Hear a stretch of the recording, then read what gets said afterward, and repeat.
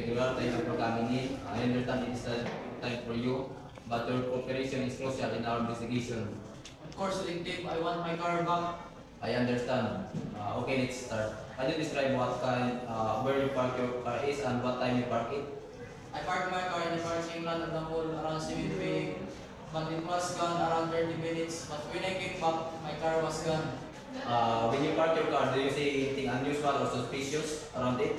I see two men around the entrance of the mall, but I didn't pay attention to them. Do you in your car? Do you have any valuable things like money? I had my laptop in pocket of the car, and I also have cash and valuable on the car.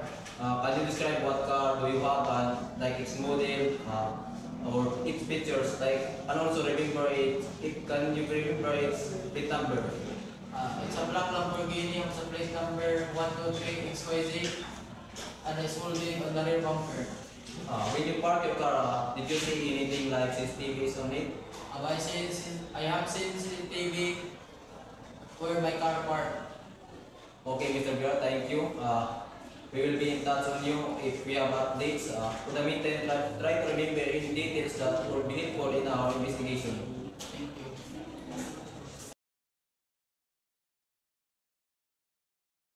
Good.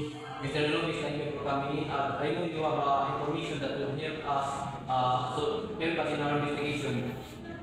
Where you at the mall at December 3, 7 p.m.? Yes, I want about my report that time.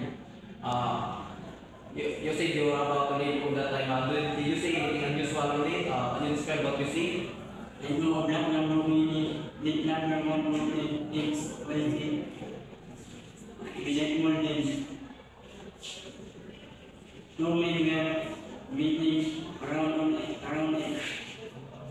One was taller, wearing dark jacket, then blue coat on it. That all, 1999. That's all that you see? Yes. Okay. Okay, thank you, Mr. Nobis. It is a big, huge help in our investigation. Thank you so much.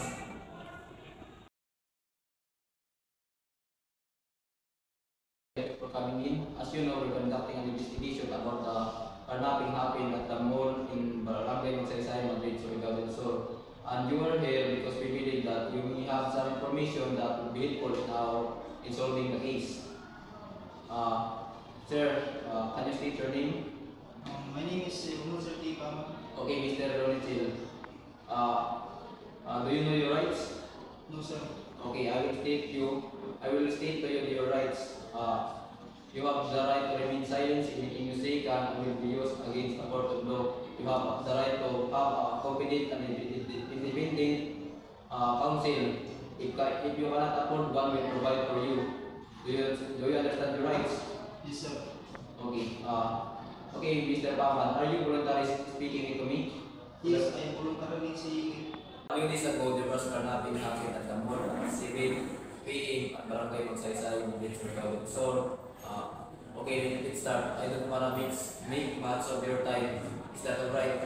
It's alright, sir. We will try to sort it out as soon as possible. Is that alright? It's alright, sir. Okay, let me start asking you, what have you been doing on the night of December 3? Secretly, Yes, December 3, what have you been doing that night? I think I was at the mall with my friends. What time you arrived at the mall with your friends? Maybe from 6 to 9 midnight. I went there after work, so So what did you do there? at the mall, Yes, at the mall. just buying some things. You know, the kind of things you do it at the mall. Mr. Sapamad, we have seen you in the TV in the parking lot where Mr. Biel's car. I was hanging out with my friends. Can you tell me his name? I don't remember his name, sir. What are you doing in Mr. Biel's car? How long you have been there? I don't know, sir. We're just taking pictures. So do you recognize this car? Witness so you get in the car with the other guy. Maybe I might have touched it. Maybe, or do you know exactly what happened? We have testimonies facing near the car. Okay, I was there, but I wasn't my idea. I didn't want to do it. And then whose idea it is? It's Miranda's idea to steal the car. And where is the car now? We live in Miranda's house. Okay, I haven't got anything to ask for you for now. I think I'm going to ask officer to see you outside, okay? Okay. Okay, sir, can you state your name? I am Johnny Miranda. Okay, Mr. Miranda, do you know your rights? No, I don't know the rights. Okay, I will, Mr. Miranda, I will tell you your rights. You have the right to remain silent. Anything you say can and will be used against the court.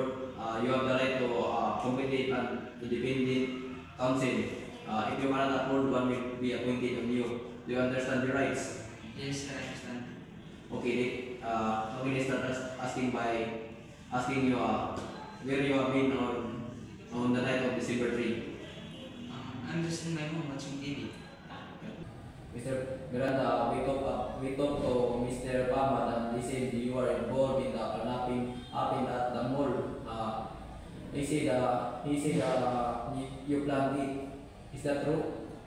That's not true. He said Mr. Paman said that it's your idea. We have security footage that shows two people near the car.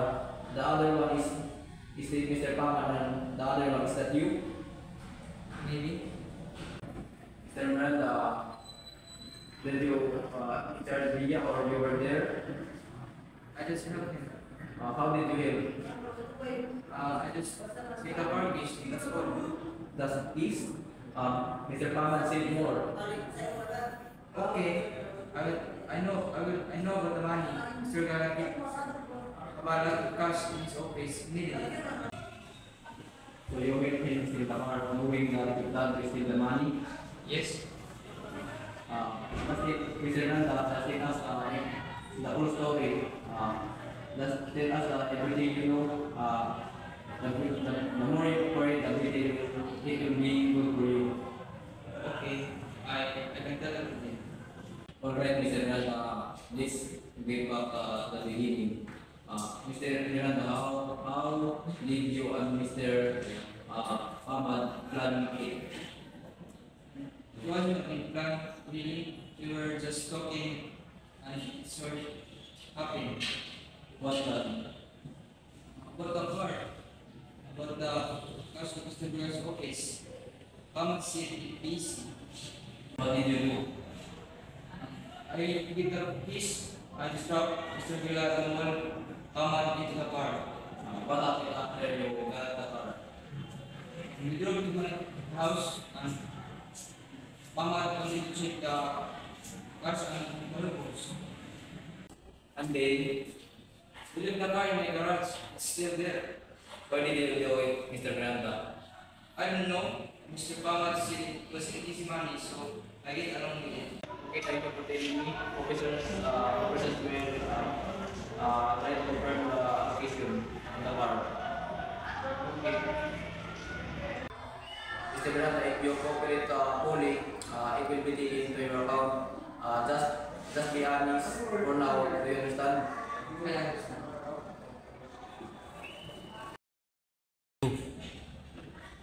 Alright, Mr. Miranda, let's get back to the beginning. Mr. Miranda, how did you and Mr. Ahmad plan it? It wasn't a plan, really. We were just talking and it sort of happened. What plan? About the car, about the customer's office. Pamad said it busy. What did you do? I give the keys. I disrupt Mr. Villa at the mall.